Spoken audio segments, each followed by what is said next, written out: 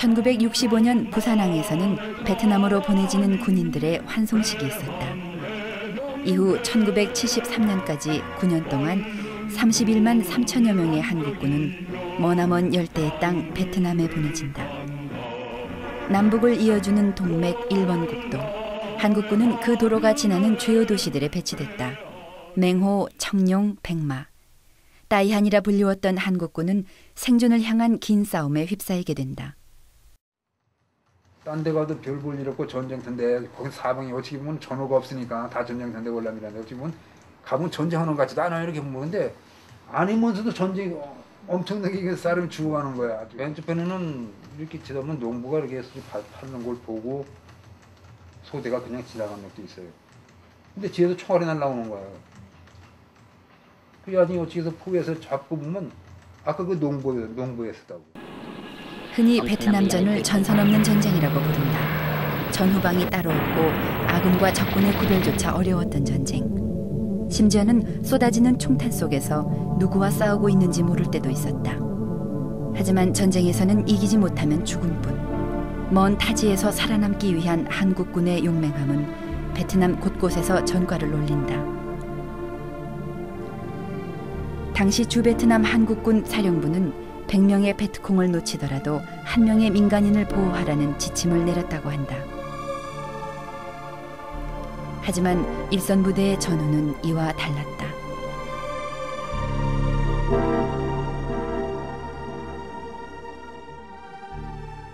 그러니까 우리 보고 생긴 한 명의 민간인을 보호하기 위해서 10명의 베트콩을 놓쳐듣는 그 소리를 안 했지. 우리한테 할 수가 없지. 그 소리 하는 것은 바보처럼 죽으라는 소리인데. 누군 멍청하게 죽으라 이 소리하고 똑같기 때문에 아무도 그 소리를 안 했어요. 전쟁이 끝난 지 25년이 지난 1999년. 한국군이 베트남의 민간인들을 학살했다는 사실이 다시 제기되었다.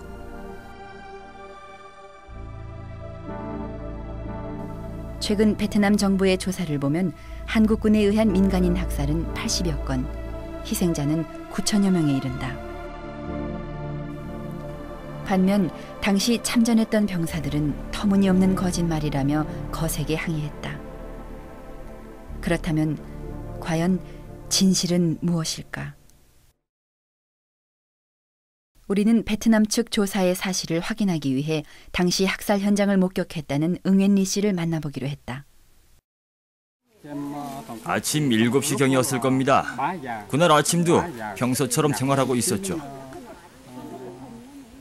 근데 한국군들은 사람들을 보자마자 총을 쐈어요. 심지어는 10명이 넘는 사람들을 보자마자 한꺼번에 죽이기도 했습니다. 1966년 11월 9일부터 16일간 해병 청룡여단 3개 대대는 꾸앙 응아이성 선틴현에서 번갈아 베트콩 소탕작전을 벌였다. 이른바 용안작전. 당시 한국군의 보고에 따르면 민간인 피해는 전혀 없어야 했다. 그러나 현지인들은 당시 많은 사람들이 죽었다고 증언한다. 전쟁 직후 한국군의 학살에 대한 주민들의 많은 청원서가 당시 상황을 생생히 말해주고 있다. 또한 베트남전 당시의 기밀 문서에서도 확인된다. 왜 주월 미 사령관은 한국군 사령관 최명신에게 전쟁 범죄를 거론하였는가? 왜 한미 베트남 3국 합동조사 자료는 한국 해병이 광분 상태에서 저지른 행위에 대해서 변명의 여지가 없다고 전하는가? 우리는 또 다른 민간인 학살의 피해자 밤티호 할머니를 만나기 위해 당시 청룡부대의 주둔지였던 하미마을로 향했다. 청룡부대가 하미마을에 처음 주둔했을 당시 마을 사람들이 알고 있는 한국군은 마을에 신장로도 내주고 먹을 것도 나눠주던 친절한 사람들이었다고 한다. 그러나 한국군은 사람들에게 모이라고 종을 쳤습니다. 한국군은 며칠 전부터 사람들을 모아 빵을 줬지요. 그날도 빵을 주나 하고 모였는데 갑자기 애어른 할 것 없이 무차별로 총을 쐈어요. 그때 수류탄에 이 다리도 잘렸지요. 그것도 모자라 다음 날 아침 불도저가 오더니 시체들을 밀어버렸습니다. 1969년 2월 25일 이곳에서 135명이 죽고 20명이 살아남았다. 30여 년간 잊지 못한 사무치는 원한은 산자의 가슴에 움푹 패인 상처로 남아있고 죽은 이는 위령비의 한 줄 이름으로 남아있다. 그리고 여기 보면요, 여기 이름이에요. 이름인데 베트남에서는 여자 이름하고 남자 이름이 그대로 이름에서 확인이 되거든요. 여자들 같은 경우 가운데 T자를 써요. 그래서 쭉 보면 대다수가 여성인 것이 확인이 됩니다. 그리고 여성인 경우에 T자를 안 쓰는 경우도 있으니까 여기에는 더 많은 여성들이 있는 거죠. 그래서 쭉 보시면 다 여성들인 거를 거의 확인할 수 있어요. 그리고 이 옆에는 그 태어난 연도거든요. 이 연도를 보게 되면은 1968년에 학살이 일어나니까 여기 보면 68년생, 68년생, 68년생들이 있어요. 막 태어난 신생아들이 죽었던 것을 확인할 수 있죠. 68년생, 68년생, 67년생, 66년생, 65년생들, 64년생들, 63년생들. 그래서 굉장히 많은 젖먹이들이 그날 희생됐던 것들을 우리가 확인할 수 있습니다. 내가 이번에 가서 이제 그걸 알았는데 살인중대, 육중대 그런 말이 있었어요.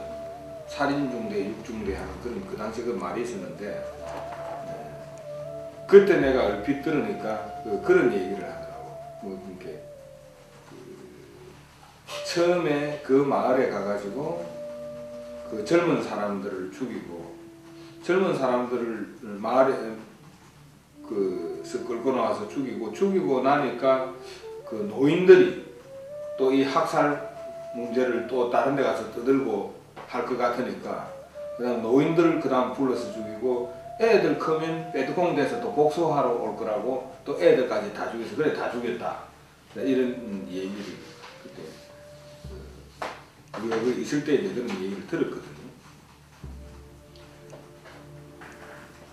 그 학살을 했던 그 부대가 특별하게 무슨 전과자들만 뭐 뽑아서 갔다든지 특별하게 더 뭐 다른 훈련을 시켜서 보냈든지 하는 군인들이 아니었고 누구라도 내라도 그 부대에 있었으면 똑같이 누구라도 똑같은 일을 했을 그런 분위기도 했어요 그때는.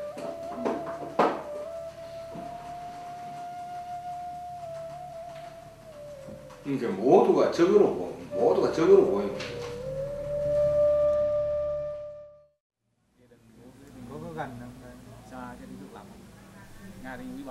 전쟁 당시 아내를 잃은 희엔. 30년이 지난 지금 죽은 자는 말이 없다. 인정받지 못한 죽음이 있는 한 베트남 전쟁은 끝난 것이 아니다. 오직 억울함과 서러움만 남아있을 뿐이다.